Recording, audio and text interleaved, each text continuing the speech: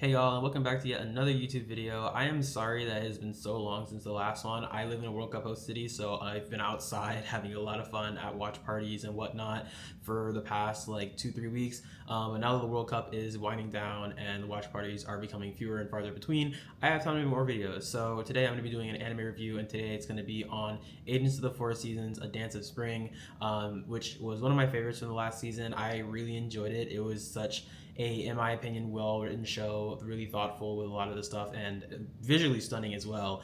So I'm gonna take some time to talk about it and just review it and talk about why I liked it so much. But yeah, without further ado, we're gonna get into the video, and there will be spoilers after the synopsis, as is customary. So if you want to watch the synopsis, get an idea of what the series is about, you can do that and then turn off the video. But yeah, let's get into it. Okay, so Agents of the Four Seasons is set in a world where the gods have granted the ability to change the seasons to four individuals who, if they die, the ability transfers to the next person in their village, essentially.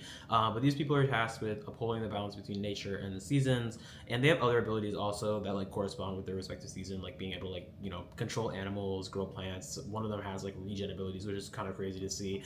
But all that to say, they are in charge of controlling the balance between nature, making sure the seasons flow as intended. But naturally, because that is an incredibly busted power, people want them for their own gain, for nefarious reasons, or they just have beef with a particular season for whatever reason, and they just want to kill them outright. And so, because of that, they have a whole system in place with an agency and whatnot. That also kind of like assigns them retainers, guards, whatever have you. And their closest guard, which I guess is just referred to as their guard, is the one who is really in charge of protecting them and ensuring that nothing happens to them while they are changing the seasons and while they're living their lives. However, the reason this story kicks up is because Hinigiku, the agent of spring, is kidnapped as a child during an attack on the winter village, and she goes missing, and that results in the world basically being plunged into a winter that lasts for I think almost a decade at that point, until she's rescued, comes back, and she is on tour with her guard Sakura, trying to return spring to the world, to Japan, and it follows their kind of like journey to do that while also like fending off various attacks and also coming to grips with the relationships that kind of fell out for them as a result of the whole instance with Hinigiku being kidnapped. So there's a lot of like trauma there and a lot of like things that need to be resolved. But essentially follows their journey,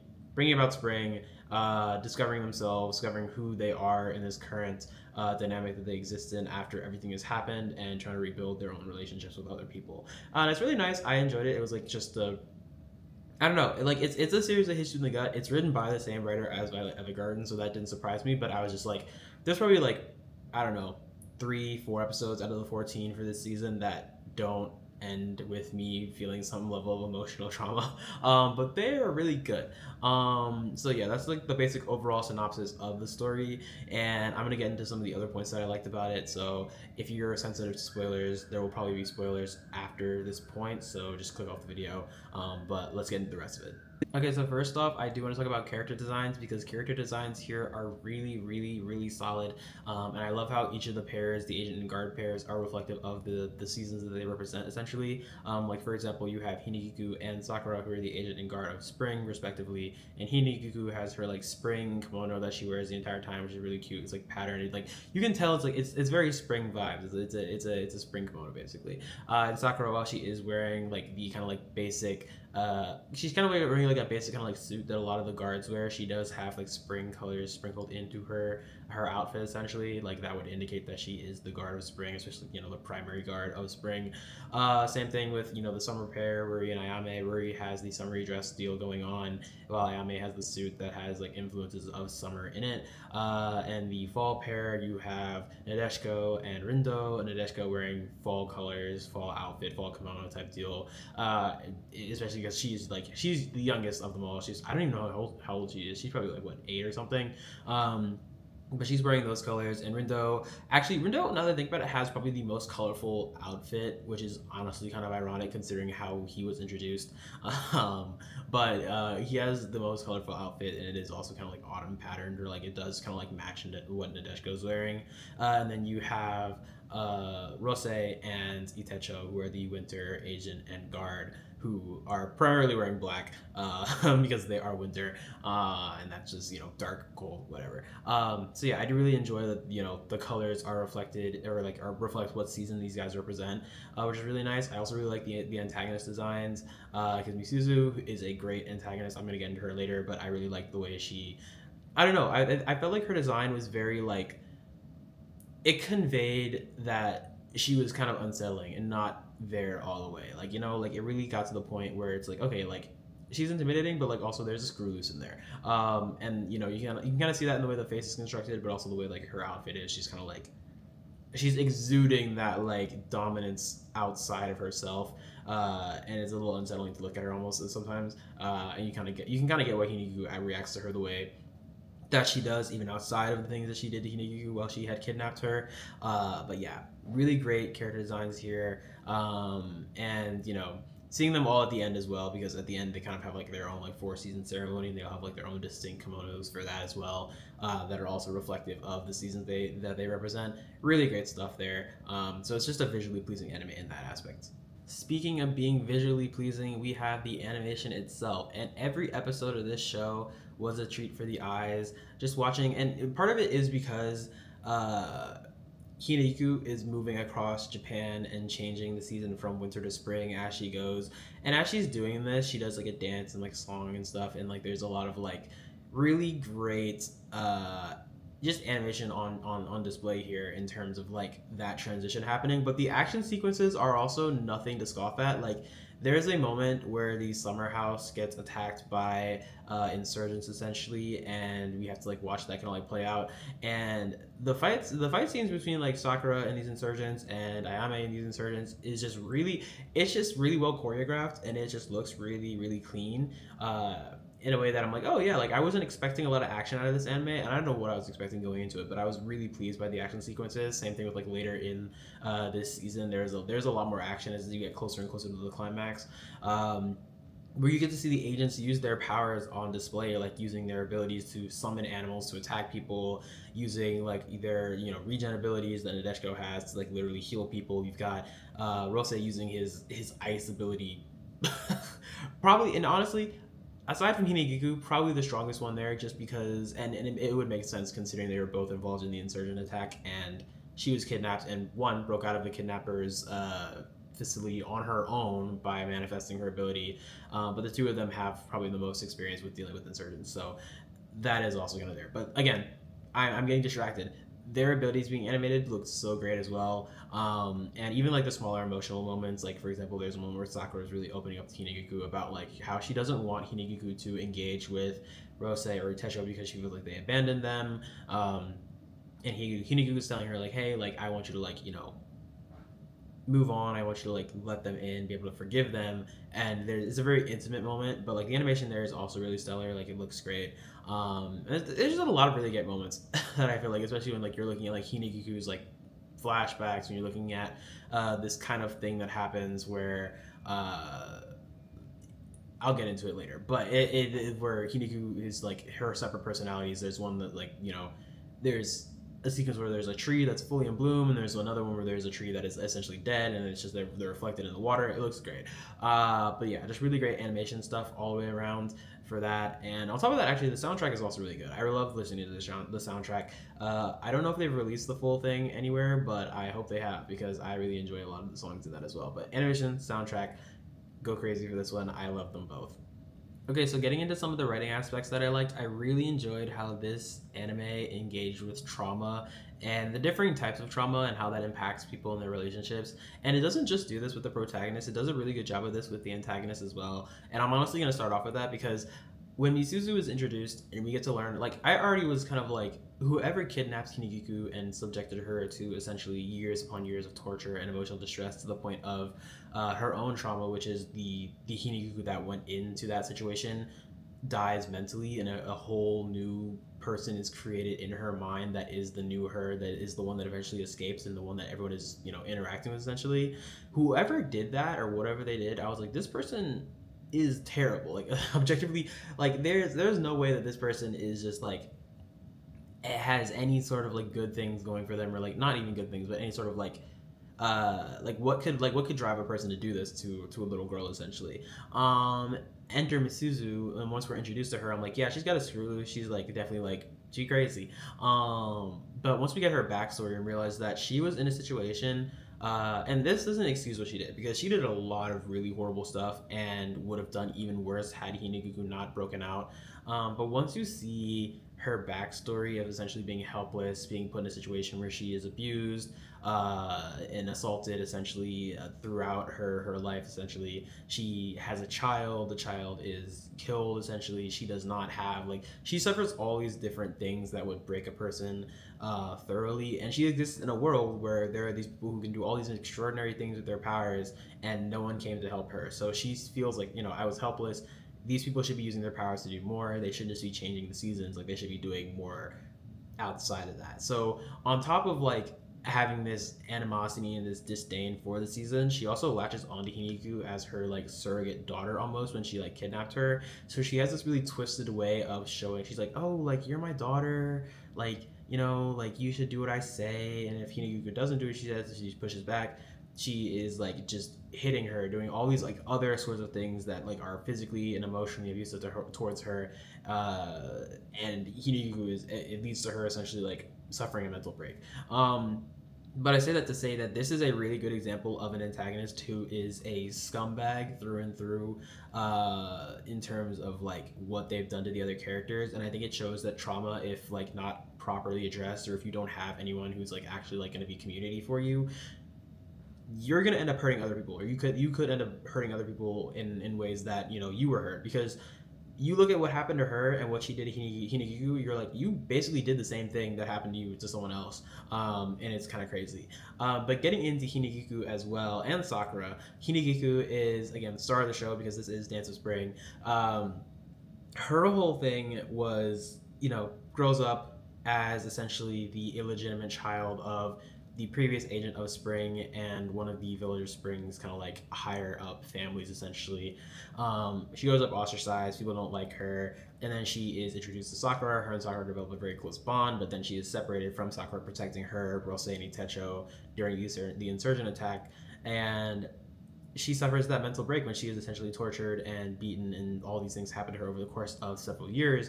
And her whole thing is like really trying to get back to like, she comes back and everyone's excited to see her back, but she's like, I'm not the same person that like left you. Like, the person that was kidnapped is gone. Like, she's dead. She's not here anymore. And on top of the trauma she has from the whole situation, she also has trauma and guilt from the fact that she couldn't protect that person, and she feels like she doesn't fit in because she's like, I'm not the same. Like, I'm broken. I'm not who you think I am.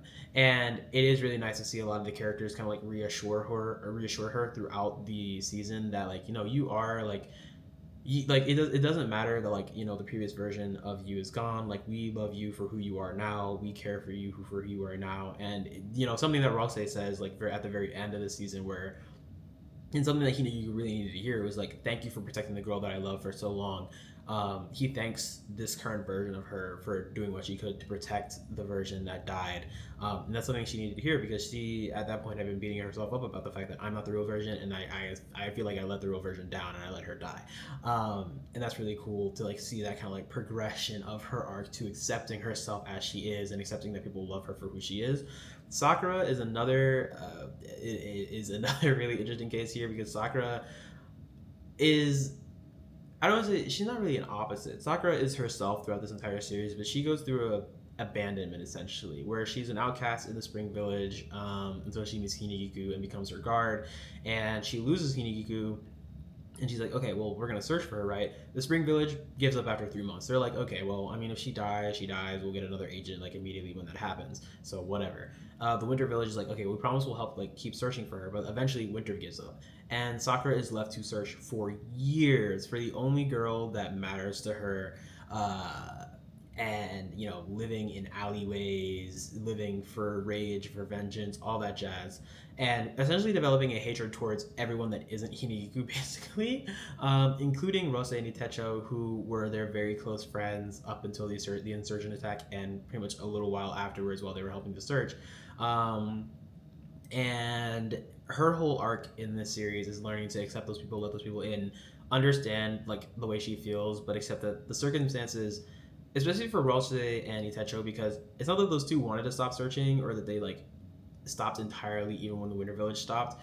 It's that like they had no choice. Like people told them that this was gonna happen. They pulled back the resources and they just had to deal with it. And Sakura blamed them for that for a long time because she felt like they should have done more. But she kind of realizes like, hey, like you guys did all you could, and I'm kind of sorry for like feeling this way, and I'm still mad at you, and I'm still like upset about this. But like she does kind of like lean back into really caring for them as well, especially when like they reassure her and they give her strength, and they like kind of like they are a pillar for her to lean on in that last sequence of episodes, especially when she is trapped in the HQ essentially with Hinagiku as Misuzu and the other insurgents are advancing on them, and she doesn't know what to do. They're trapped, and Itecho's like, "Don't worry, like you got this." Essentially, like we are on our way. We are going to help you. And then that last sequence where they pull up Rose and Itecho to help Hinagiku and Sakura, kind of like feels like them reforging their friendship out of the broken pieces that existed after the insurgent attack. But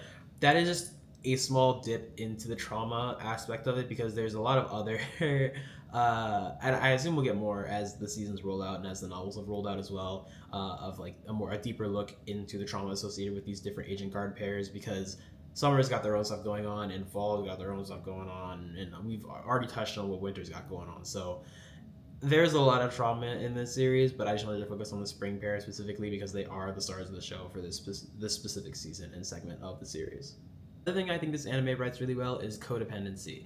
I don't think I've seen such a good depiction of what codependency looks like and how it is harmful in a really long time. And this exists in essentially every agent guard pair, as well as between Misuzu and Mikami, who is kind of like the secondary antagonist, almost as her like second in command, because Mikami was there when Misuzu was going through all this stuff, and he basically like ends up being her crutch, the person she leans on for emotional support, the person she quite frankly values most and actually cares about, because there is a very disgusting scene where she is essentially bringing people to Hinagiku being like, yeah, actually, like, we're just gonna like make our own spring village here, and have them do stuff to you. And she was like, yeah, I was thinking about giving you Mikami, but actually he's mine.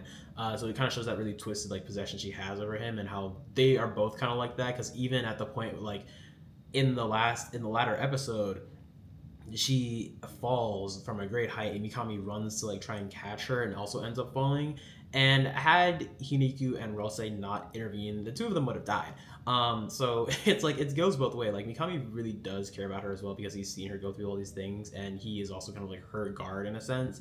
So he's very much attached to Misuzu, and he can't live without her and she can't live without him in a sense, in a way. And Sakura and Hinagiku are the same.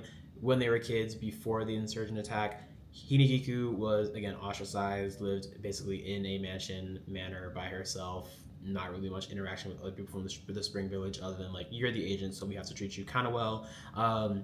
Sakura's parents were essentially like outcasts, and that made Sakura herself an outcast, so she's bullied by people at school. No one wants to talk to her, and her and Hinagiku form this really close bond together. So when they're split up violently, oh yeah, like, and that results in, again, they both go on their respective journeys during that years long period apart. And when they come together again at the end of it, like it is very clear that these two girls cannot exist without each other. Like Sakura needs Hinagiku to give her a reason to live, a reason to die even sometimes, and to be that her reason for going on, like as she was for years even when she wasn't present.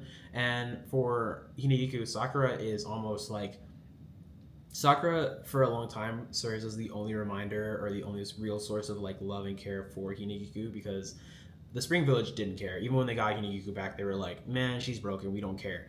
But Sakura believed in her. Sakura cared about her the entire time. And so Sakura, even though Hinagiku doesn't believe she is the same as she was, she isn't the same person. The old Hinagiku is dead. This Sakura still loves her no matter what. And so she's getting that love from Sakura, and it builds this really close codependent bond between the two of them, where they are just like, they need each other. Like, it's kind of crazy. But also it is interesting to see how, like, again, as they interact with the other agent guard pairs, who have their own codependency as well, that exists. I mean, Ruri and Ayame are literally like sisters, so there's a whole thing there where Ayame, as the older sister, felt like she didn't protect Ruri as the younger sister because Ruri is the one who was chosen to be the agent by the gods, essentially, and that Ayame basically pledges herself to be Ruri's guard, to be close to her, to protect her younger sister in a way that she felt she couldn't, and this also makes Ruri incredibly attached to Ayame because she's like, you are my everything, and like you have been here with me since forever. But it goes to show that a lot of these bonds, these codependent bonds, only really fall apart. And you don't really see this on the antagonist side because, again, Misuzu and Mikami only have each other because they're doing terrible stuff. But the others kind of like come together. They form their own like bonds between the agent guard pairs with other people outside of those pairs, and are able to kind of like realize and form through other relationships, other ways of processing their emotions, almost, and other ways of like existing outside of that codependency, where it's like, yes, this is still the most important person to me, but there are other people who are like important, who care about me, who care about my safety, and who I care about as well. Which is also really, it's a great, I don't know, it's really great seeing that codependency. It's also really great seeing the unrealized codependency that exists in one pair, specifically the Autumn pair, because Rindo looked at his job as the guard as just something that he kind of like does, and he was like, yeah, I'm not like emotionally attached to Nadeshiko or anything. But Nadeshiko gets kidnapped, I think in like episode 7 or 8 of this series, something like that. And this man, Rindo, mental breakdown when this happens. Like, they violently kidnap his agent, and he's like, he is distraught. And for the next following episodes, he's like in meetings, he's sulking, he's like looking downcast. And quite frankly, it's really interesting because Sakura and Hiniku, who have been through the exact same scenario, are the ones who are able to uplift him because they see themselves in him to an extent where they're like, hey, like, you are her guard, you need to do everything you need to do to get her back, and we are going to help you. We're going to make sure that like what happened to us doesn't happen to you, and that gives him strength as well. And he develops bonds with them and the other agents and guards who help bring Nadeshiko back at the end of the day. And but the codependency is still there. Like, these people are still close. I mean, a lot of them grew up together and have spent basically from like early childhood or like early teen years together growing up, so they're gonna have a level of codependency between them. But I do think the show does a really great job of showing the mental toll that takes, or how that shows up mentally, and what that looks like, and how leaning on one person, having one person be your everything, is rough and is not a path line you should go down. But yeah, I really enjoyed that aspect of it as well. I think the codependency part is probably, I would say, my favorite aspect of the whole thing, on top of the trauma, obviously. And a lot of these are also trauma bonds, if we're being honest, but that's this whole own thing. But yeah, really great stuff in terms of character writing between codependency and trauma. Okay, and that brings me to the end of the video. Those are just some of the things I really liked with this series when I was watching it. Quite frankly, again, one of my standouts for the year so far. Definitely a standout for the spring 2026 anime season. And yeah, I'm looking forward to seeing the next season come at whenever it comes out. I know it'll probably adapt these summer volumes, which I believe are like volumes 3 and 4 in the light novel. So that'll be really fun because I do really enjoy Ruri and Ayame as characters. And considering the ending of this first season, I'm interested to see what the dynamic is now that they kind of, I guess, both are the summer agent because of what happened. But yeah, really cool stuff. I'm excited to see it, and I hope if you haven't watched this series yet, you give it a chance. I know some people didn't like it, or it wasn't their cup of tea, because some people have trouble dealing with characters with like that level of trauma or like this many flashbacks and whatnot. But I thought it was good, and now you guys know why. So until I see you guys in the next video, like, comment, and subscribe, and take care of yourselves.